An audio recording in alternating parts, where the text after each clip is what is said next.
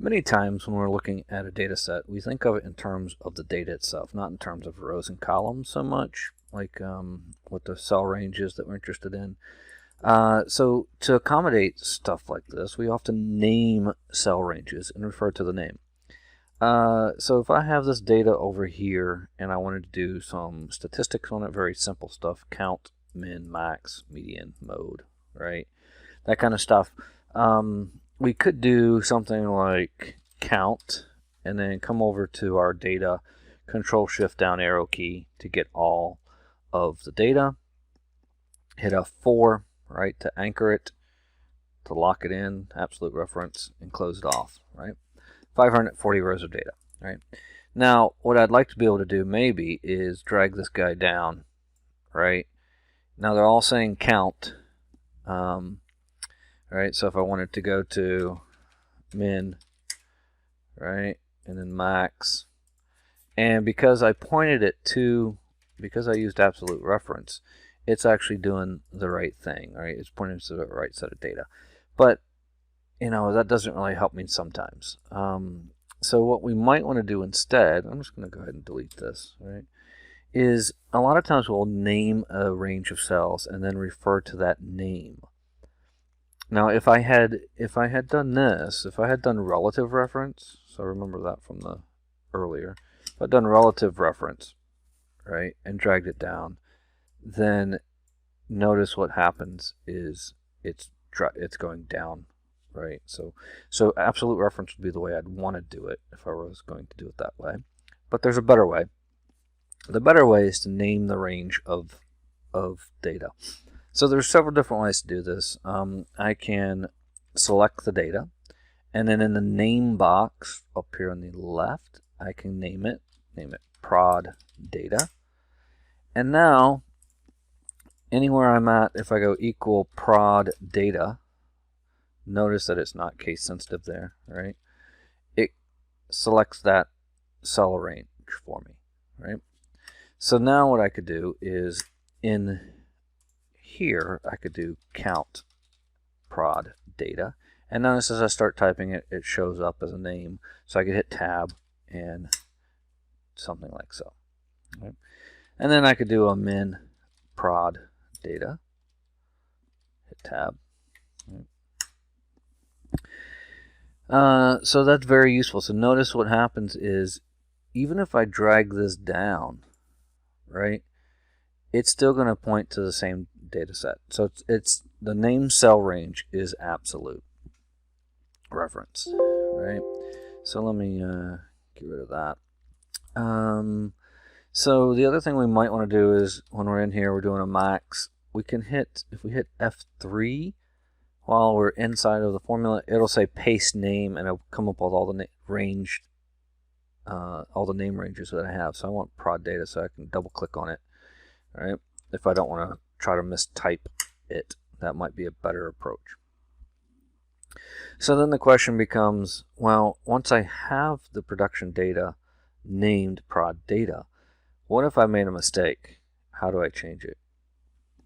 So to do this, what we can do is if we go to, on the Formulas tab, there's a name manager here, right?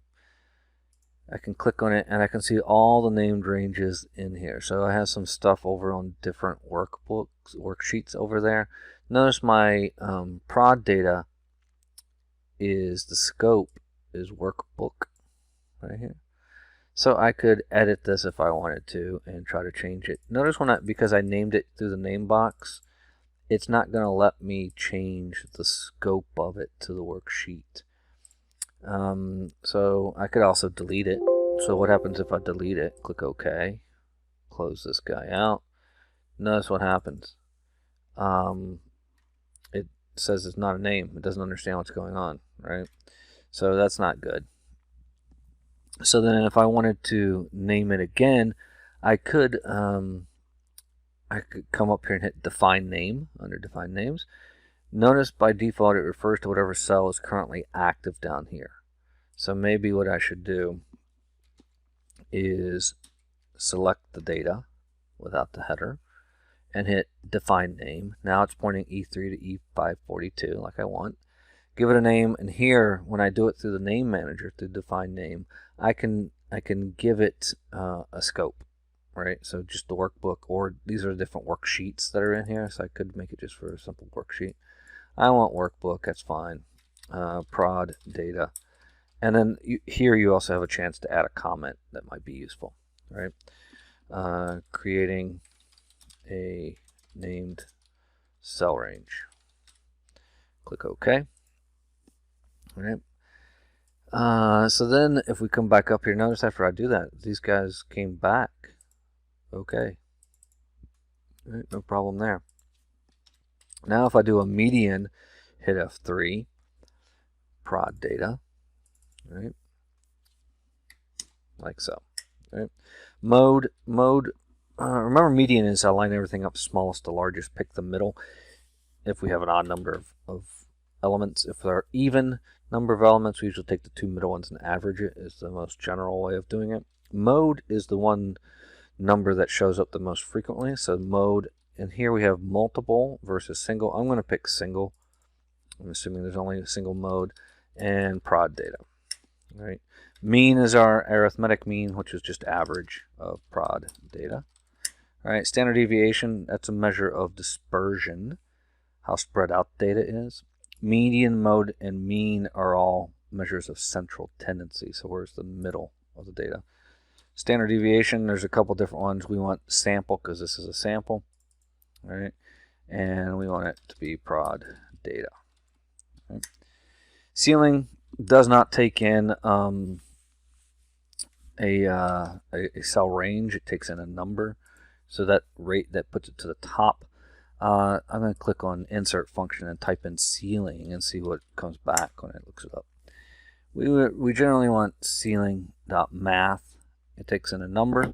All right, so I'm going to give it 4.7 significance. Notice right now what it's doing. The formula result is 5. So the stuff in bold is stuff that's required. The stuff that's not is considered optional parameters. Click OK. All right, so it will take it to the next integer because I didn't give it any significance. So that's naming ranges and using ranges, named ranges inside of different statistical functions that we're going to look at some point as well. All right.